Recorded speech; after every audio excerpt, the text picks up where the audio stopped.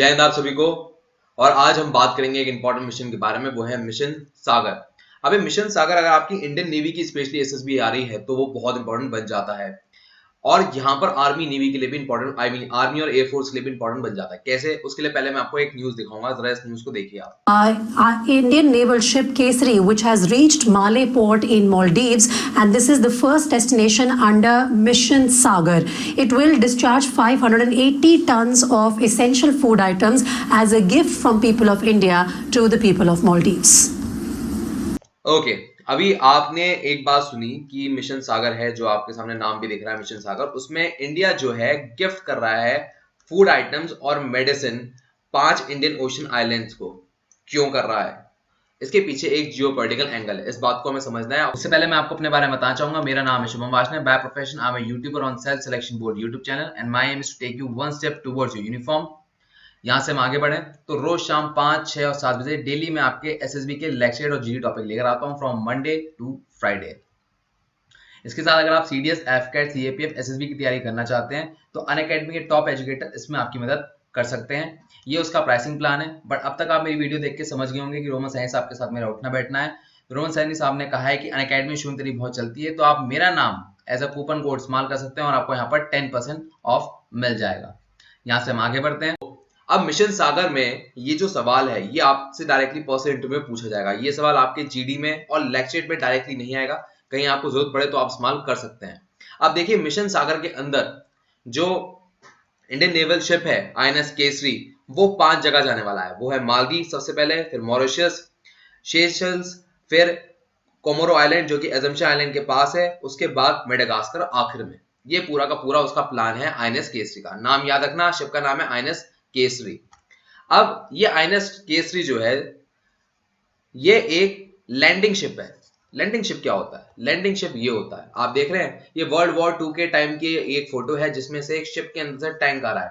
और यही आईएनएस केसरी का काम है कि इसके अंदर टैंक जाते थे, या मतलब जाते अभी भी हैं, अभी नहीं जा रहे हैं क्योंकि वो अभी इन 5 देशों में जा रहा है। अब यहां से बात आगे बढ़ती है कि ये कौन से क्लास का शिप है। देखिए, जो आईएनएस होती है, कोई भी शिप होती है, उसको हम कहते हैं मोटे मोटे टर्म में वेसल। आपसे कभी भी एग्जामिनर ये नहीं पूछेगा कि आईएनएस केसरी कौन से टाइप का शिप है, वो कहेगा कौन से टाइप का वेसल है। तो ये शब्द आपको पता होना चाहिए। तो ये जो वेसल है उसका नाम है एम्फीबियस असॉल्ट शिप वेसल। ये आपको पता होना चाहिए इसका टाइप, ये आपसे पूछ लिया करेगा।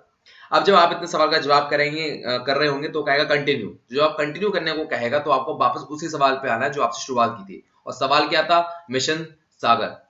तो अब मिशन सागर पे अगर हम आगे बढ़े तो मिशन सागर में हमें क्यों जरूरत पड़ गई कि हमें मालदीव, मॉरिशस, मेडागास्कर, कोमोरोस और सेशल्स में सामान पहुंचाना जरूरत पड़ रही है। देखिए, वहां पर पॉपुलेशन बहुत कम होती है। फॉर एग्जांपल मालदीव्स के लिए कहूं, मालदीव्स की पॉपुलेशन है 5 लाख, और अगर मेरा जो छोटा सा शहर है मेरठ, जो कि दिल्ली के पास से 60 किलोमीटर फार, उसकी अकेले की पॉपुलेशन 15 लाख है। वहां पर इतने कोरोना वायरस के केसेस नहीं है जितने एक मालदीव्स में है। मालदीव्स में 835 केसेस हैं और 3 मौतें हो गई हैं। ये बहुत बड़ी बात हो जाती है।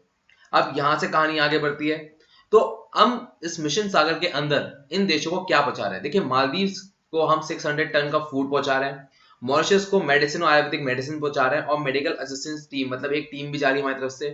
फिर मेडागास्कर में HCQ हाइड्रोक्लोरोक्विन मेडिसिन पहुंचा रहे हैं, जो कि एक एंटीबायोटिक, या मैं कहूं कि हेल्प कर रहा है COD-19 में लड़ने में। एंटीबायोटिक नहीं कहूंगा मैं, एंटीबायोटिक गलत शब्द निकल गया यहां से, पर एक ऐसी मेडिसिन है जो कि COD-19 के खिलाफ लड़ने में मदद कर रहा है। और सेम हम कोमरोस में HCQ मेडिसिन टैबलेट भेज रहे हैं और मेडिकल असिस्टेंस भेज रहे हैं। और शेष सेल्स में जो COD के रिगार्डिंग मेडिसिन उन्होंने एक्स्ट्रा मांगी है वो हम भेज रहे हैं बिसाइड HCQ। ये मोटी मोटी बात है। अब बट आपको ये जानने की जरूरत नहीं है कि हम क्या भेज रहे हैं कौन से देश में पर्टिकुलरली। आपको ये जानने की जरूरत है कि टोटल जो देश है वो 5 है, 1, 2, 3, 4, 5, और मिला जुलाकर हम इसमें मेडिसिन और फूड भेज रहे हैं। ये इंपॉर्टेंट बात है, ये आपको बात याद रखनी होगी। अब यहां से जियोपॉलिटिकल एंगल क्या बन जाता है? देखिए, आप ये सारे के सारे जो देश देख रहे हैं छोटे छोटे, जिनकी आबादी छोटे से शहर मेरठ जैसे से या इंदौर जैसे से बहुत कम है, बहुत ही कम, उनको हम इतनी इंपॉर्टेंस क्यों दे रहे हैं? उनको इंपॉर्टेंस देने की जरूरत ये है क्योंकि ये सारे के सारे देश आते हैं इंडियन ओशन में। तो उससे क्या फर्क पड़ता है? इंडियन ओशन में तो बहुत सारे देश है, श्रीलंका भी आता है, बाकी और देश भी आते हैं। अगर आप सोच के देखो आज की तारीख में कौन कौन से देश मैन्युफैक्चरिंग के लिए खड़े हैं, वो है इंडिया, चाइना, बांग्लादेश और आसियान नेशन, ये पूरे के पूरे। आप इनको अगर ट्रेड करना है तो वो किससे करेंगे? पूरी दुनिया से। और वो इधर से नहीं जाएंगे, वो जाएंगे इधर से। क्यों? जरा यहां देखो, ये मैप है। अगर वो इधर से जाएंगे पूरा पैसिफिक ओशन कवर करना पड़ेगा और उसमें भी वो सबको सामान नहीं बेच पाएंगे। पर यहां से अगर वो जाएंगे तो वो पूरी दुनिया को अपना सामान बेच सकते हैं और बेचते बेचते वो यूएस की तरफ भी जा सकते हैं। और अगर मैं आपको एक बहुत ही इंटरेस्टिंग फैक्ट बताऊं यहाँ पर, तो यहाँ पर फैक्ट ये है कि गारमेंट में सबसे बड़ा जो लीडिंग है साउथ एशिया में, वो है बांग्लादेश। इनफैक्ट अगर पूरे एशिया में बात करें तो बांग्लादेश सेकंड रैंक पे होल्ड करता है गारमेंट मैन्युफैक्चरिंग में, मतलब जीन्स, कुर्ते पजामे, जो भी आपके कपड़े बनते हैं उसमें। तो यहां पर अगर कहीं ना कहीं इंडियन ओशन में अगर आपको ट्रेड करना है तो आपको कहीं ना कहीं यहाँ पर पकड़ होनी जरूरी है। मान लो कल चाइना की यहाँ पर पकड़ हो जाए पूरे इंडियन ओशन में, वो कहते हैं मैं ट्रेड ही नहीं करने दूंगा, जो वेसल जाएगा यहाँ से या जो भी आप ट्रेडिंग कर रहे हो यहाँ से, आपका कोई शिप जा रहा है, उसके लिए आपको परमिशन भी देनी पड़ेगी, पैसे भी देने पड़ेंगे। तो क्या कर लोगे आप? कुछ नहीं कर सकते। और यहीं पे ही फाइट की बात आ जाती है इंडिया और चाइना के बीच में। इंडिया और चाइना के बीच में बहुत ज्यादा फाइट चल रही है regarding dominance in Indian Ocean. South China Sea में तो ऑलरेडी डोमिनेंस हो रखी है चाइना की, क्योंकि उसने कहीं ना कहीं आर्टिफिशियल आइलैंड्स बना रखे हैं। बट चाइना डोमिनेट करने की कोशिश कर रहा है इंडियन ओशन में भी, जिसके मतलब उसने उसके लिए एक स्ट्रैटेजी निकाली है, उसका नाम है pearl string theory. Pearl string theory में उसने क्या करा है कि उसने अपनी नेवल शिप डॉक कर दी है इंडियन ओशन में। जैसे यहाँ पर आप हम्बनटोटा पोर्ट है, वहां पर आप देखेंगे कि सबमरीन डॉक होने की खबर बहुत फ्रिक्वेंटली आती रहती है चाइना की। तो ये बहुत बड़ी बात है। और यहाँ से ग्वादर पोर्ट जो है, जो पाकिस्तान का है, वहां पर भी चाइना की सबमरीन डॉक करी हुई देखी गई है। तो ये कहीं ना कहीं इंडियन ओशन में दबदबा बनाने की कोशिश कर रहा है चाइना। ये मोटी मोटी बात है। बट फिर भी इंडिया खाली इस वजह से यहाँ पर जो छोटे छोटे देश हैं, सेशेल्स, मालदीव, मेडागास्कर, मॉरिशस, इनकी हेल्प कर रहा है। और भी कई वजह हैं।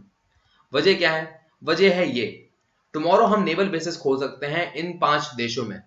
उसके साथ पर्ल ऑफ स्ट्रिंग को ब्लॉक करने का काम कर सकते हैं कि भाई अगर पर्ल ऑफ स्ट्रिंग बनाने की कोशिश भी कर रहा है चाइना, तो यहां पर इंडिया खड़ा है।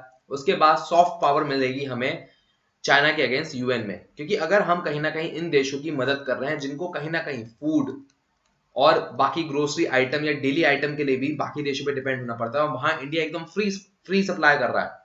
ऐसा नहीं उनसे पैसे मांग रहा है कि नहीं तुम पहले पैसे दो, हम यहाँ पर बिजनेस करेंगे, पैसे हम भी कमाएंगे फिर तुम्हें देंगे, नहीं, डायरेक्ट मदद कर रहे हैं। तो कहीं ना कहीं उन देशों के जो लोग हैं उनके अंदर भी हमारे लिए एक सॉफ्टनेस जागेगी कि इंडिया हमारा दोस्त है।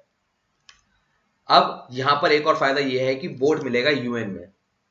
ये देश मदद कर सकते हैं हमें एक परमानेंट सीट दिलाने में यूएन के अंदर। अच्छा, एक बात और बताता हूं, मैंने आपको एक बात बताई थी यहां पर, वो ये थी कि कहीं ना कहीं एक सॉफ्टनेस बनेगी इन देशों के लोगों के में हमारे लिए। शेसेल एक ऐसा देश है जहां पर हम अपनी सॉफ्ट पावर बनाना चाह रहे थे, यहाँ पर अपना एक एयरपोर्ट बनाना चाह रहे थे, पर यहाँ की पार्लियामेंट में डिस्कशन हुआ कि नहीं, यहाँ पर एयरपोर्ट नहीं बन सकता इंडिया का। और ये क्यों हुआ? क्योंकि कहीं ना कहीं वहां के लोगों को ये लगा कि कहीं ना कहीं इंडिया का दबाव शेसेल्स पे बन रहा है, इंडिया हमें ओवर पावर कर रहा है। और इस वजह से शेसेल्स की पार्लियामेंट ने डिसाइड किया कि कोई एयरपोर्ट या एयर स्ट्रिप नहीं बनेगी शेसेल्स के अंदर।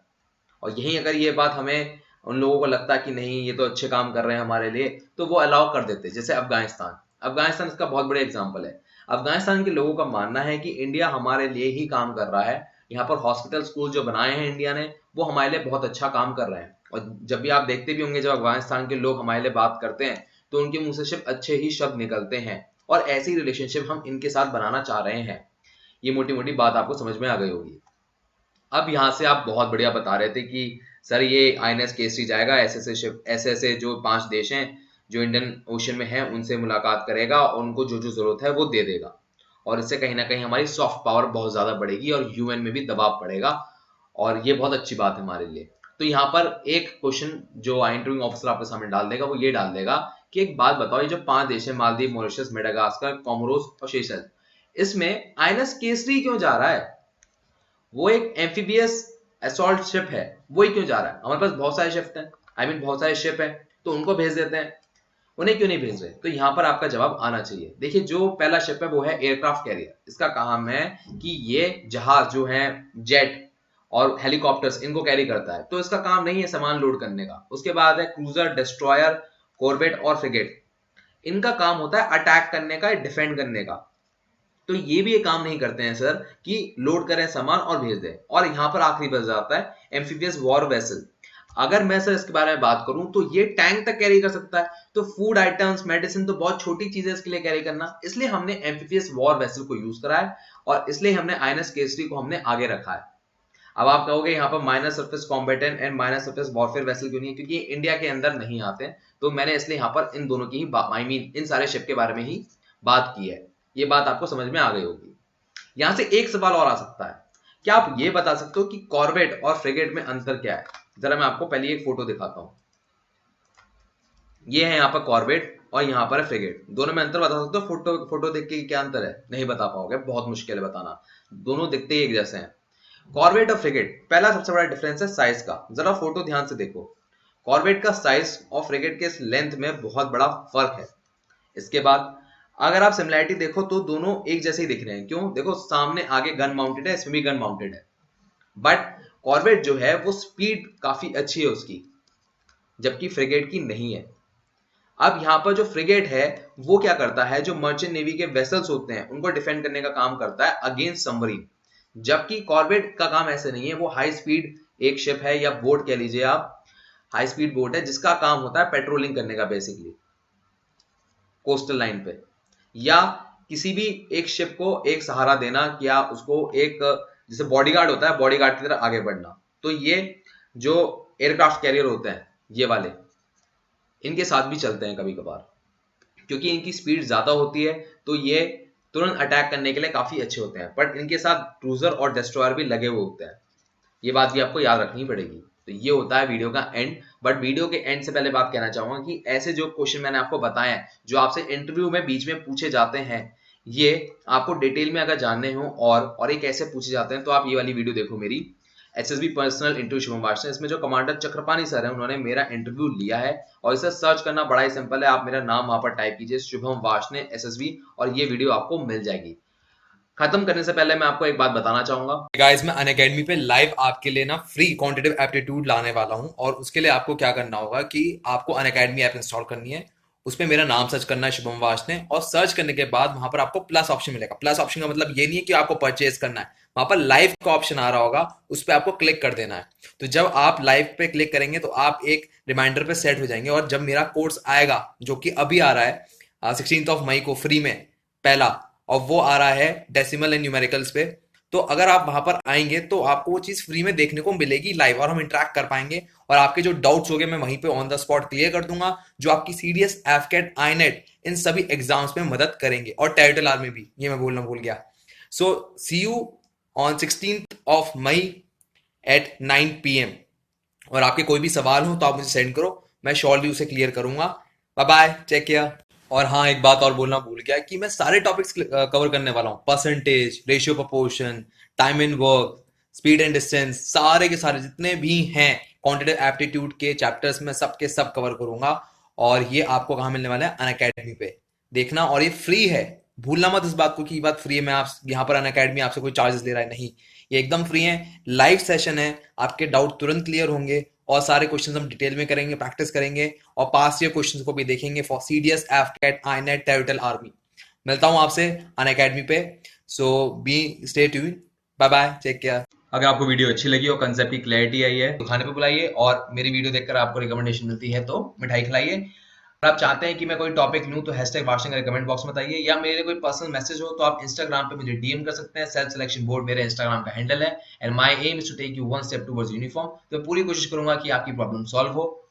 इसके साथ अगर आप कोई और जीडी टॉपिक या लेक्चर टॉपिक या पर्सनल इंटरव्यू का टॉपिक ढूंढना चाहते हैं तो मेरा नाम आप टाइप करिए यूट्यूब सर्च इंजन में, और टाइप करिए ऐसे जीडी टॉपिक, मैं आपको मिल जाऊंगा, या आपको मेरी पूरी प्लेलिस्ट का लिंक डिस्क्रिप्शन बॉक्स में मिल जाएगा। मैं लेता हूं आपसे विदा, जय Hind, take care, bye bye. मैं उनको रोज सोचता हूँ, मैं उनको रोज सोचता हूँ, वो है अंतिम पगों के निशान।